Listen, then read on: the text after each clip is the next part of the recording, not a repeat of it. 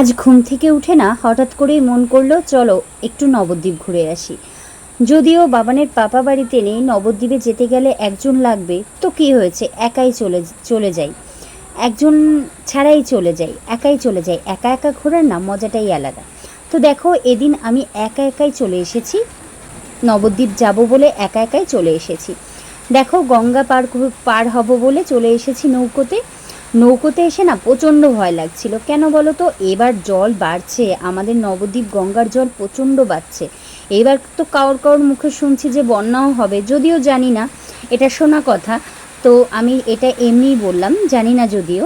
তো দেখো গঙ্গার মাঝখানে একদম এত সুন্দর, এত ভালো লাগছে, নৌকো আসছে একদিকে একদিকে যাচ্ছে, আমি ছাতা মাথায় দিয়ে চলে এসেছি। প্রচণ্ড রোদের তাপ আর প্রচণ্ড গরম, বাট কিছু করার নেই, আমার যেতেই হবে। আমি আজকে ভেবেই রেখেছি আজকে যাবই যাব নবদ্বীপ টাউনে, কিছু কেনাকাটা করব এই জন্য।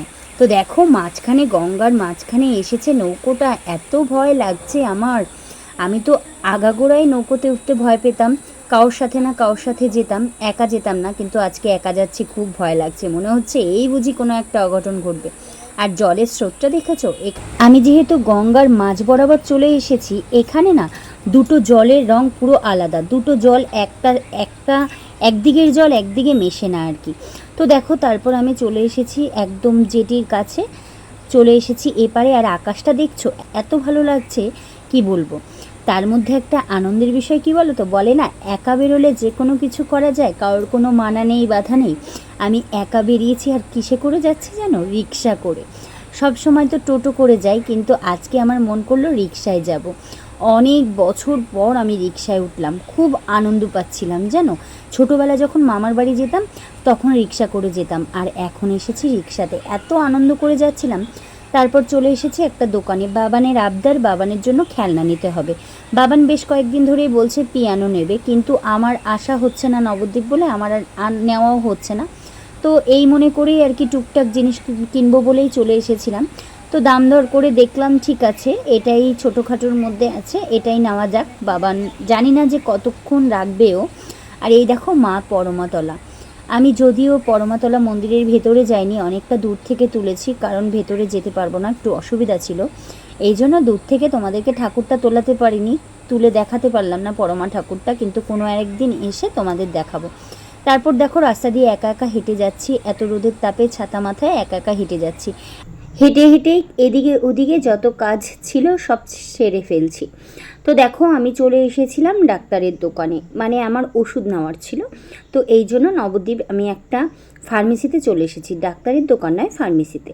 তো তারপর চলে আসার পর আমার হঠাৎ করে মনে পড়লো যে এই ফার্মেসির আশেপাশেই আমার ননদ আছে। ননদ বলতে আমার ছোট বোন আর কি, ও এখানে আর কি আসে, দরকারে এসেছিল, তো ওকে ফোন করে নিয়েছি। তারপর বললাম চল কিছু খাওয়া যাক, একা একা খাবো, দুজনে মিলে খেলে খাওয়ার মজাটাই আলাদা।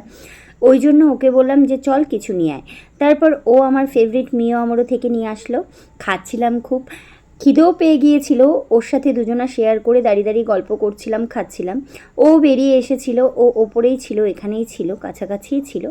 তারপর দুজনা একটুখানি খাওয়া দাওয়া করলাম, এটা ওটা খেলাম, একটু কথা বললাম দুজনা মিলে, আর ভিডিওটাও করে নিলাম। আমি বললাম যে ঠিক আছে, একটুখানি সময়টাও, যেহেতু একা বেরিয়েছি, ওর সাথে দেখা হয়ে গেল, ভালোও লাগলো। তো আমি বেশি লেট করব না, আমার মোটামুটি কাজ কমপ্লিটই হয়ে গেছে, আমি একটু দরকারি এসেছিলাম এখানে। তারপর ওর সাথে দেখা হওয়ার পরে মনটা একটু ভালো হয়ে গেল, একা একা বোরিংও লাগছিল। তো তারপরে আমি চলে গেলাম টোটোতে উঠে গেলাম। টোটোতে এবার সোজা চলে যাব বড়ালঘাট বলতে আমাদের ঘাটের থেকে নৌকো নেব আর কি। তো তার জন্য টোটোতে উঠে গেলাম। যতই আমি একা একা নবদ্বীপ আসি না কেন, আমার একটু ভয় লাগেই। কেমন ভয় লাগে, আমি এখানকার না অনেক কিছুই চিনি না, সেরকমভাবে কোনো গলি টলি চিনি না। নবদ্বীপ টাউনে তো প্রচণ্ড গলি, তো এই কারণে নবদ্বীপ গেলে একমাত্র টোটোই ভরসা, টোটোতেই যেখানে যাই বলে দিই সেখানে নিয়ে গিয়ে নামায়। তো তারপর আমি দেখো ফিরেও আসছি, একেবারে চলে এসেছি সরবগঞ্জ ফেরিঘাটে, মানে ফেরার পথে নৌকো দিয়ে আবার সেমভাবেই চলে আসলাম। তারপর নেমে আবার টোটো নিলাম, এবার আমাদের পাড়ার গলিতে গিয়ে আর কি নামবে, একেবারে বাড়ির সামনে। মাকে বলো ঠিক আছে। তারপর বাবানকে নিয়ে এসে দিয়েছি বাবানের ফেভারিট খেলনাটা। ও খুবই খুশি হয়েছে, খুবই আনন্দ সহকারে নিয়েই আগে খুলে বাজানো শুরু করে দিয়েছে। তো বন্ধুরা, আমি সবশেষে একটা কথাই বলবো, আমার এই ছোট মিনি ভ্লগটা তোমাদের কেমন লাগলো তোমরা প্লিজ জানিও। আর যারা নতুন দেখছো তারা চ্যানেলটিকে সাবস্ক্রাইব করে রেখো। সবাই ভালো থেকো, সুস্থ থেকো, টাটা।